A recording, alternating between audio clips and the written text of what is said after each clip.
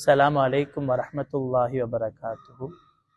முஸ்லிம்களாக பிறந்து முஸ்லிம்களாக வாழ்கின்ற மக்களுடைய உள்ளங்களிலேயே தோன்றுகின்ற மிக முக்கியமான ஒரு குறிக்கோள், நாம் எல்லாரும் சொர்க்கத்தை அடைய வேண்டும், நாம் எல்லாரும் ரப்புடைய பொருத்தத்தை அடைய வேண்டும்.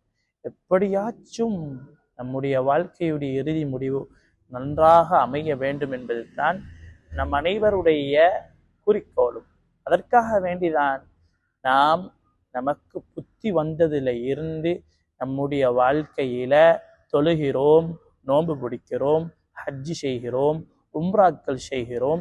இப்படி நிறைய அதுக்காறுகள் லௌராதுகள் எல்லாம் செய்கிறோம். நோக்கம், நாம் எல்லாரும் நம்முடைய உடம்பை விட்டு நம்முடைய மூச்சு பிரிகின்ற கட்டம் இந்த உலகத்தை விட்டு சந்தோஷமாக பிரிய வேண்டும், ரப்புடைய பொருத்தத்தோடு வாழ வேண்டும் என்ற நோக்கம். இந்த நோக்கத்திலே வாழுகின்ற நாம் செய்கின்ற சில விடயங்களின் மூலமாக ஒரு மனிதன் 60 வருஷமா இபாதத்து செஞ்சிருப்பான், மௌத்து வரைக்கும் இபாதத்து செஞ்சிருப்பான். கடைசியில அவன் செஞ்ச எல்லா இபாதத்துகளும் அவனுக்கு கை கொடுக்காது. என்ன காரணம் தெரியுமா? இறைவன் இபாதத்து செய்கின்ற நம்முடைய இபாதத்துகள்லையே கவனிக்கிற விஷயம் என்ன தெரியுமா? நம்முடைய நீயத்து. நாம் செய்கின்ற இபாதத்தின் போது நம்முடைய உள்ளத்திலே ஏற்படுகின்ற எண்ணம், அந்த எண்ணம் எப்படி இருக்க வேண்டும் தெரியுமா? தூய்மையானதாக இருக்க வேண்டும்.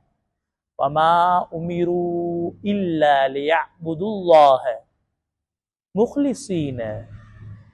நாம் இறைவனால் இபாதத்து செய்வதற்கு ஏவப்பட்டு இருக்கிறது எப்படி தெரியுமா? தூய்மையான நீயத்துடையவர்களாகத்தான் இபாதத்து செய்ய ஏவப்பட்டிருக்கிறோம். தூய்மையான இபாதத் என்ன என்றா, இந்த உலகத்தில வாழ்கின்ற கட்டத்தில இபாதத்துகள் செய்யும் பொழுது நம்முடைய இபாதத்துகள்ல படைப்பினங்களை நாங்க கலக்கப்பட. உதாரணமா, ஒருவர் தொழுகிறார், தொழும் பொழுது அவனுடைய நோக்கம் எல்லாரும் வாக்குறாங்க, நான் தொழுகிறேன் என்று ஒரு மனிதன் நினைக்கிறான், தொழுகிறான், தொழுகையை நீட்டுகிறான். காரணம், மக்கள் அவனை பேச வேண்டும்.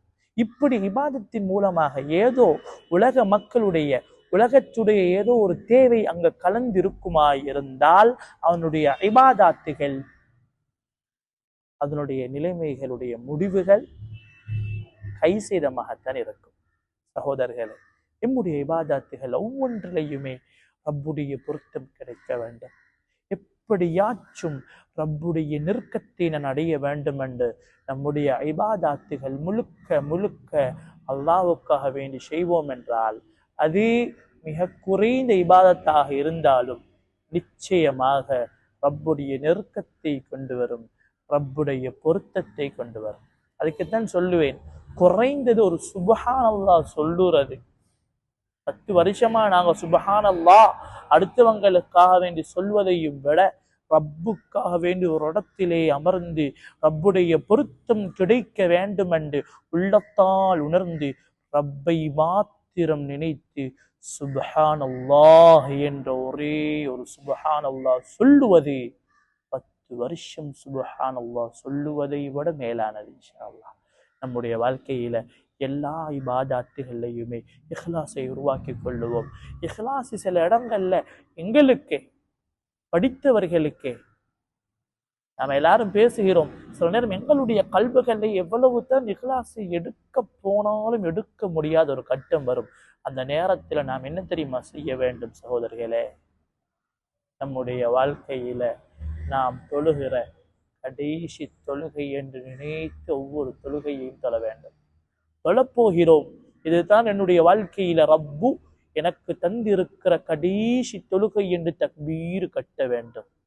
அந்த நேரத்துல இந்த வாழ்க்கையில நான் கடைசியாக தொழுறதுக்குரிய வாய்ப்பு தந்திருக்கிற தொழுகை என்று தொழும் பொழுது ரப்புடைய பொருத்தத்தோடு ரப்புடைய அந்த நெருக்கத்தை பெற அந்த தொழுகை உங்களுக்கு பயனாக அமையும். சகோதரர்களே, செய்கின்ற இபாதத்தாக இருக்கலாம், ஸலவாத்தாக இருக்கலாம், என்ன உராதாக இருக்கலாம், ஒவ்வொரு இபாதத்துகளையும் முடிவு நான் செய்கின்ற கடைசி இபாதத் என்று நினைத்து நினைத்து செய்யும் பொழுது அது தானாகவே தூய்மை பெறுகிறது, தானாகவே நம்முடைய ரப்புடைய பொருத்தத்தை நாம் அடைவதற்கு வழிவகுக்கிறது என்பதை நாம் எல்லாரும் மனதில் வைத்து செய்கின்ற இபாதாத்துகள் அது எதுவாக இருந்தாலும் சரி, அதிலே நம்முடைய கல்புகளில் இஹ்லாஸ் உருவாக்கி கொள்ள வேண்டும் என்ற நசீஹத்தோடு என்னுடைய உரையை முடித்துக் கொள்கிறேன். அஸ்ஸலாமு அலைக்கும் வரஹ்மத்துல்லாஹி வபரகாத்துஹு.